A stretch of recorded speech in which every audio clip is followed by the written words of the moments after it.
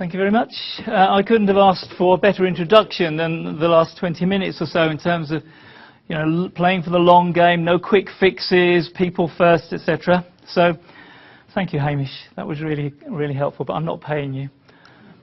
Okay, the session description, just so that if you look to the session description, we're looking at that whole thing about if you succeed in making your academics digitally capable, do you potentially create a whole series of new problems? They go and think, this is brilliant, I can do podcasts now, I'll do 1 million podcasts. And then they have a deaf learner and they can't access any of the course. So those sorts of things, we want to look at how we can make small changes to practice that will maximize the benefits, minimize the barriers, and that will actually benefit all learners. So very quickly, why does it matter? Well, it matters for a number of reasons, and firstly, it matters because of numbers of reasons.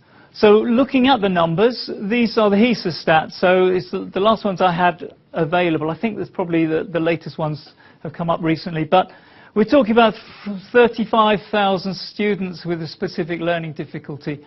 That's far and away the biggest number, but even if you look at some of the smaller numbers, the really difficult ones to actually accommodate sometimes, like blind or seriously visually impaired, or deaf or seriously visually impaired, you're still talking about maybe not such big numbers, but actually the impact they're going to have on the teaching and learning is going to be very significant if you haven't been thinking mainstream at the beginning. And by institutions, some of the institutions, particularly creative arts institutions, have actually very big numbers.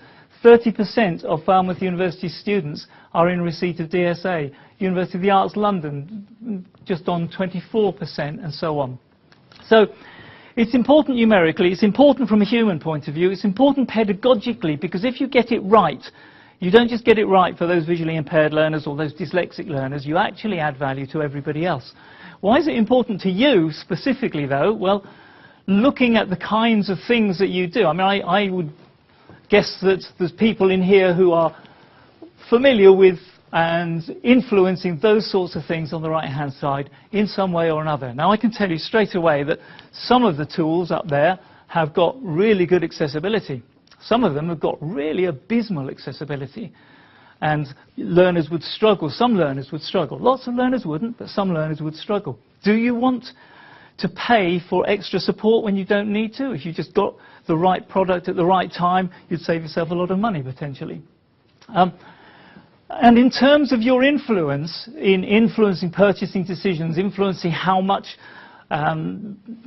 different systems are going to be supporting the university natively or will need tweaking, there's all sorts of groups in UCISA where you can avoid creating barriers when you're developing resources. The academic support group, that's a key aim for you. Digital capabilities group, embedding accessibility awareness in all staff training programs. It's not just, let's have an accessibility program, but if you're training people on using Blackboard or training people on using any tool, one of the fundamental things of good practice would be actually look at the personalization options, because they could benefit a lot of people. Support services group, staff development group, infrastructure group. Now, I'm going to go quite quickly through this. You've probably noticed already I'm going quite quickly through it. And the reason for that is because what I want to do, if this is an area where you don't know what you don't know, picking up on this morning, I want to give you the map. But I want to give you the big map, the map of the UK, as it were. So you can work out, right, well, if that's the big map, we live near the mountainous bit, or maybe in another place, we live down near the sea. Okay, and those local contexts will give you different ways of responding. So looking at the numbers, I've already said the numbers are big, but they're even bigger when you recognise that international students, in brown there, very often benefit from exactly the same adaptations, flexibility, personalisation options that benefit students. Oh, I forgot to start my stopwatch, that wasn't very good. Can you give me a 5-minute warning? They will benefit from exactly the same opportunities and options. And once you start adding them into the mix, 15% on average, 10% disabled students on average, that's a quarter of your student population could benefit. Okay, let's look at the practicalities now. Now, I'm going to do a game now as well, and it's a much, much quicker and easier game, because all it involves you doing is closing your eyes. You do have to close your eyes to participate, And I know it's after dinner, so this is a relatively risky exercise. But I'd like you just to close your eyes, and I'm going to give you some options. Keep your eyes closed. The only other thing you have to do is lift up your hand as appropriate. Okay, I've just disabled you all. I've given you all visual impairment. So I'm going to give you some options as to how I will continue this session. And you put up your hand if you think, yes, I like that option. And keep your hand down if you don't like that option. So option number one, if you are all now sitting with your eyes closed, would you like me to continue this session to communicate by video? If you think that would be a good idea, put your hand up. I can tell you, one hand has gone up. Okay? If you want to communicate, if you want me to continue this session by giving you a paper handout, put your hand up. No hands. How about if I gave you a digital handout that you could then use with text-to-speech or speech recognition of some sort? Yeah, that's good. So lots of people, yeah, that's good, yes, because you could then listen to that. If I continued this session by an interactive game, maybe drag and drop, how many of you would like to do some interactive drag and drop type things on the screen? That's interesting. Just a few of you. Of course, the beauty of this is nobody can see who's put their hands up, so nobody need be embarrassed. But most of you don't think a drag and drop would be very helpful with your eyes closed. And what about the audio option? How many would like me to talk to you for the session? Okay, great. Yeah, open your eyes now. Now, we could do that for each of the different key disabilities, but what it shows is that people are different.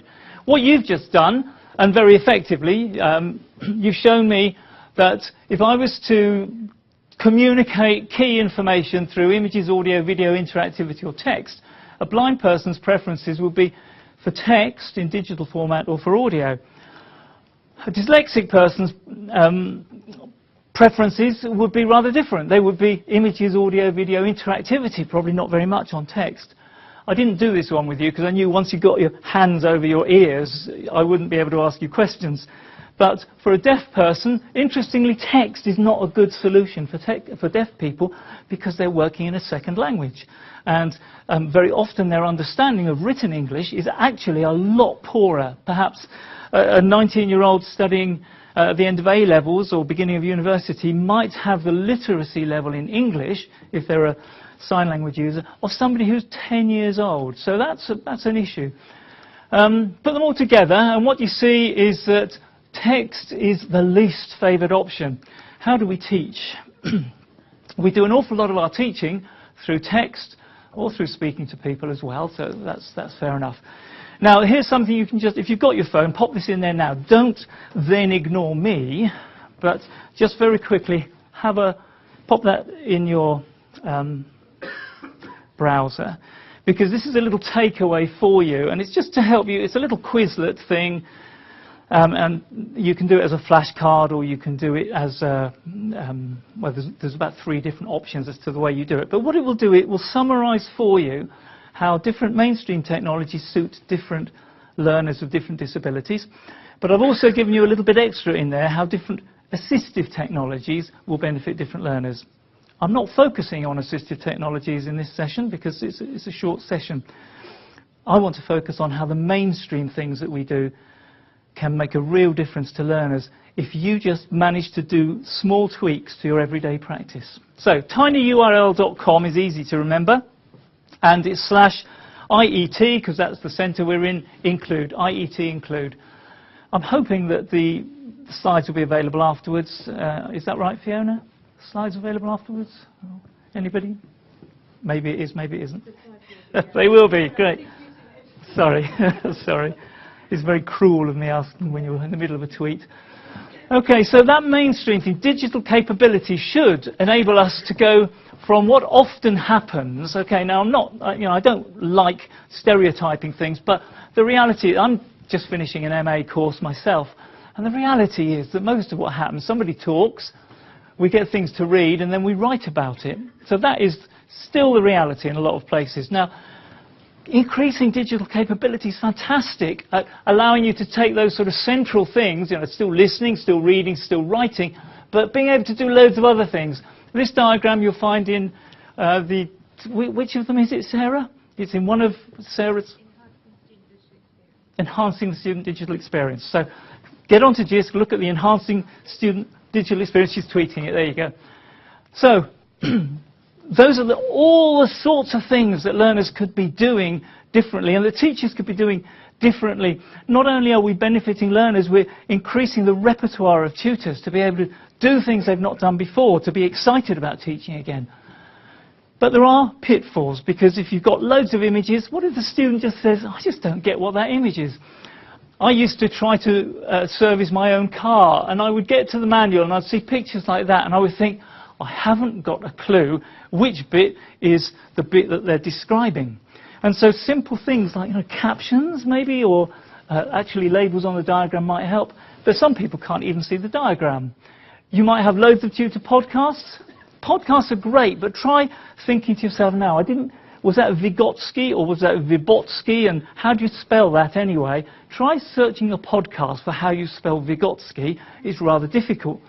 Try navigating to a precise point, or try listening if you're deaf. And the same with videos. There are possibilities of barriers that could easily be mended. And same with interactivities. Now, inclusion is the oxygen of digital capability, because if you give people digital capability and you enable them to create lots more resources with all kinds of accessibility barriers that they hadn't thought about, then that's not very helpful. That's going to suffocate innovation. It's going to suffocate the students, or some of your students, maybe your 35,000 dyslexic students in the sector. It's going to suffocate their enjoyment and their engagement. So that's a tweetable quote, by the way, if you wanted to get some more points. The oxygen of digital capability. What I want to do just in the last few minutes is to look at each of those media, from text, image, audio, etc. And for each of them to say, what can you do? And whose responsibility is it? And I want to take the point that Hamish made, that you need to empathise with people. If I came here telling you accessibility is easy to solve, you just need the WCAG standards, the Web Content Accessibility Guidelines, I would do you a massive disservice, because none of your teaching staff would have a clue what you were talking about, and it would be pointless. What we need to do is have different expectations from different people. So for each of these slides, and again, the key thing is not to understand it all now, but to be able to go back and reflect on it. If we've got text, simple things like James talked about heading styles this morning. You think you're a word expert? Do you use heading styles? I don't know what they are. They're the things that mean that your entire 30-page digital handout can actually be navigated through all the headings and subheadings in a collapsible, interactive way. They're brilliant for accessibility. My tutors, I would expect to use heading styles. Make sure that any hyperlinks they've got, don't just say, click here, underlined, for more information on photosynthesis, but they say, click here for more information on underlined photosynthesis. So it actually makes sense. That's really helpful for people who are using screen reader tools. There are other tools like that that will just pull out all the links. And if they all say, click here, click here, click here, it means nothing. At the expert end, I would be expecting my proper e-learning developers to be properly formatting text, properly tagged in HTML or EPUB 3, because they've got really high accessibility. They're highly flexible and adaptable. In terms of images, what would I ask the novice to do? Well, I'd ask them at least to make sure that the key teaching point of that image is either in the body text or is in a caption. Okay, that's easy. The image shouldn't be there if you don't refer to it. That's what one of my editors used to tell me with textbooks. On the other hand, if you go right up to the top, an expert, yes, I do expect an expert putting stuff on your website to be able to use alt tags or long descriptions effectively, and also to know when not to bother. Because if there's little icons and logos and eye candy, the last thing a blind person wants as they go through that page is to hear, eye candy, eye candy, eye candy, or icon, icon, or logo, logo. If it's not relevant to the teaching and learning, don't have it in there. So I would expect an intelligent engagement, not a slavish kind of engagement. Audio. Okay, my novice will at least summarize the key teaching points. So if somebody can't read it, they know what it said. If they can read it, they still know who the key dates, the key names, etc. were. But the expert, somebody that's been paid full time to know about this, should be providing audio description. if it's relevant. And the in-between bits are you providing a full transcript of the audio? Workflows should enable that, because frankly, if you're going to do a really good podcast, you draft a script to begin with, and so that can be your transcript, or at least 95% of your transcript. Video, again, and I won't go through all of these, but you can see that there are intelligent expectations of different people in different roles. If those different people in those different roles are taking advantage of that, you get some real benefits. There's lots of follow-up resources. Those are all hyperlinked on the digital version that you'll be able to follow up. Thank you for listening.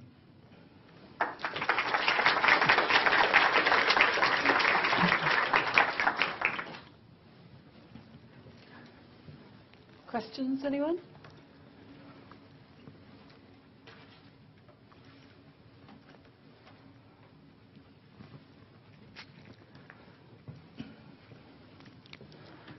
I was nice to you, so don't ask me a hard one.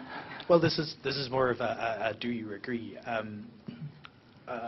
Going from assistive technology into the Learner's Toolkit, one of the things I found, other than the fact that assistive technology gets the focus right and taught me what I think is the right focus for all technology, but also approaching things in an accessible way led to better design for everybody. People have this impression that to make an accessible website you have to sacrifice nice design, you have to sacrifice being able to use multimedia. And it's not the case, because if it makes you think about your audience, it makes you think about all of your audience, and it doesn't have to. So I comment. And that is absolutely right.